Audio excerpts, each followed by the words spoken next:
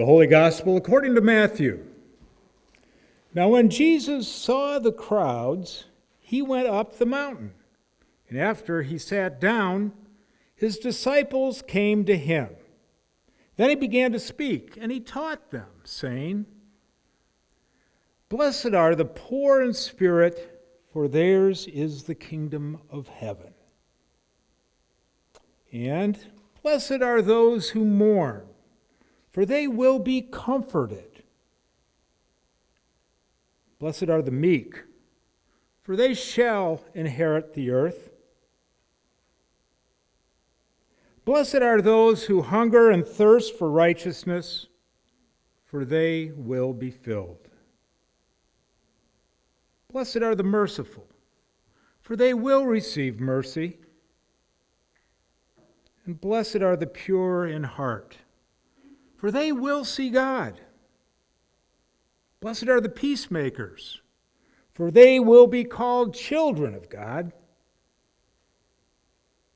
Blessed are those who are persecuted for righteousness' sake, for theirs is the kingdom of heaven. And blessed are you when people revile you and persecute you and utter all kinds of things against you falsely on my account. I say to you, rejoice and be glad, for your reward is great in heaven. For in the same way they persecuted the prophets who were before you." The Gospel of the Lord. Please be seated.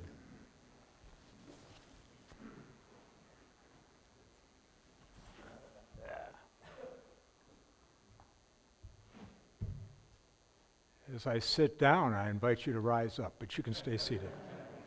Rise up!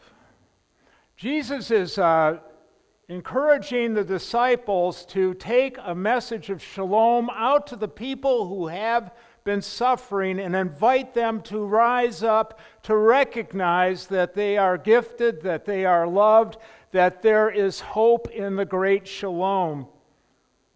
He wants the disciples to show the people that God does exist and God is coming to all the people who are gathering around. See God in action. There was a girl named Alice who lived in a small town in South Dakota. She was a fifth grader. And she went to school one day, and in her class they were talking, it was kind of like a sociology type thing, and they were talking a little bit about religion and God and faith and all these types of things, which was maybe a little risque for a public school, but they were talking about these things. And the teacher said to the students, she said, "I've got an assignment for you. I want you to go out and find God." So, all right, Alice goes home, and then when her mother got home from work, she says, "Hey, Mom," it's a Friday night, she says, "Mom, I have an assignment. I have been asked to go and find God. Where am I going to find God?"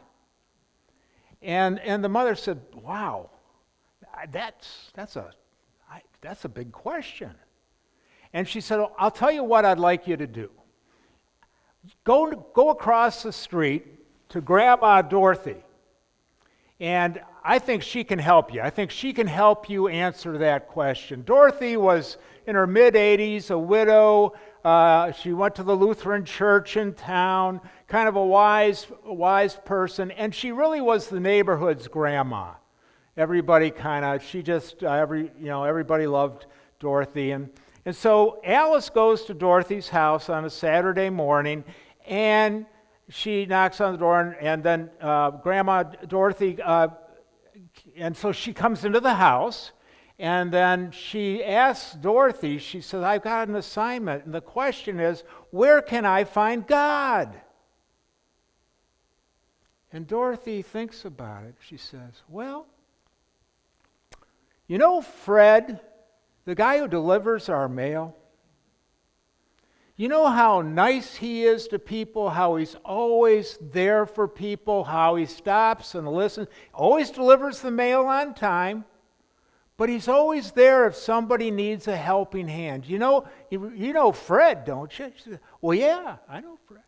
Well, do you realize God's love is working through Fred to touch all of the people in this neighborhood? And, oh, okay. And then Dorothy thinks a little more. Says, your mom, I've known her for a long time, and I've been over for dinner and back and forth, and she seems like a pretty darn good mom. She's there for you. She listens to you. Near as I can tell, feeds you, takes care. I love my mom. She's great. She really is. We get into a few arguments now and again, but my mom is the best. Well, she said, there again, that's God's love working through your mother to help you and to raise you. That's God. He said, you got an older brother. And I didn't see this, but I heard the story. He's a senior now in high school. But I heard the story a couple years ago. A bunch of kids, he was at 15 at the time, a bunch of kids were bullying someone. And your brother got into the middle of it, and he told the bullies off. He told them how wrong they were to be bothering this child.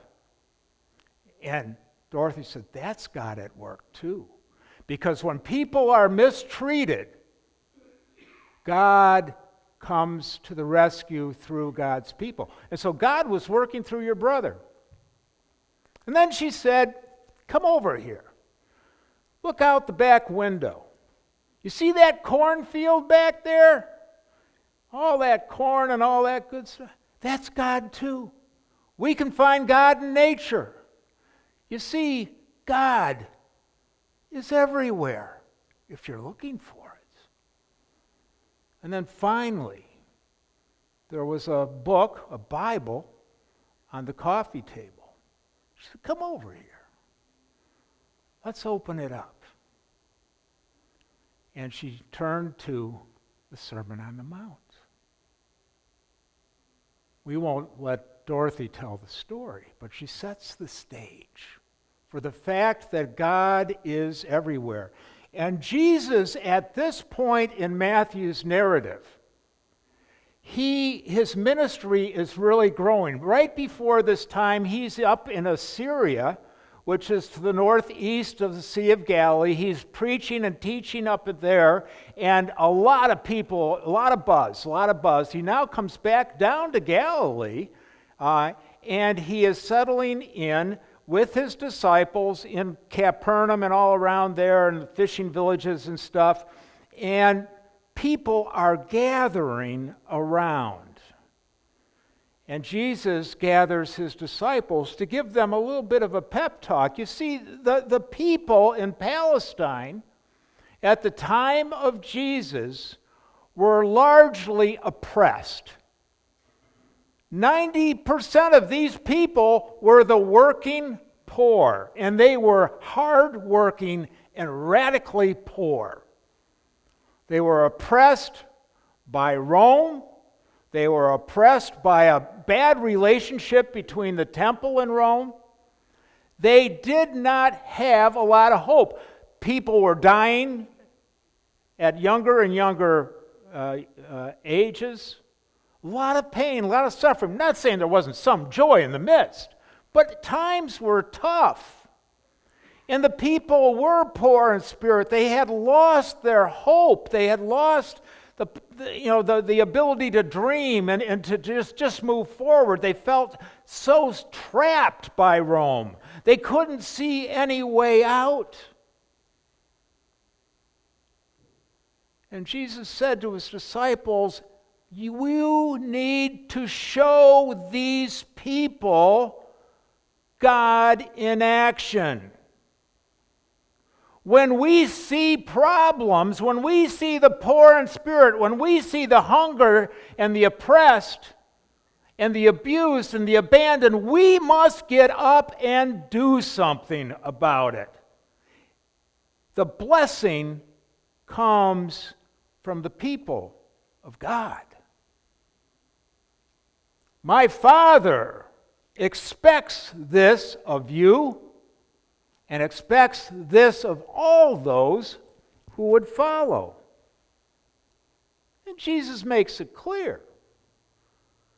Not only are we to get out there and get stuff done, we have to be mindful of our own needs as well. We have to be open to the fact that we too have problems and challenges and difficulties, and be open to receive God's love in the midst of others. We can't be so pride. We can't be so, like, I don't need help. We need help, and we give help. And this is what we do. But he goes on to say to his disciples, you have to understand. And I know this is not easy to do.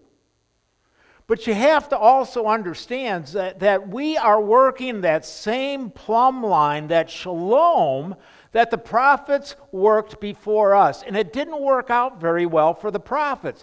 You see, people in power don't want this thing disturbed. We are trying to disturb it. We are trying to open it up. We are preaching to the rich and to the poor alike. And the rich,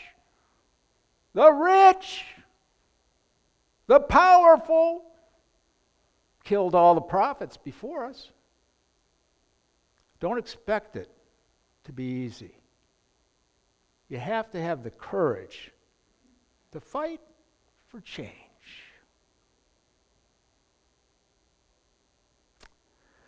We're God's disciples today. We've been given the gift of the Spirit, the gift of faith, the gift of hope, the gift of compassion. We must never lose sight of that gift.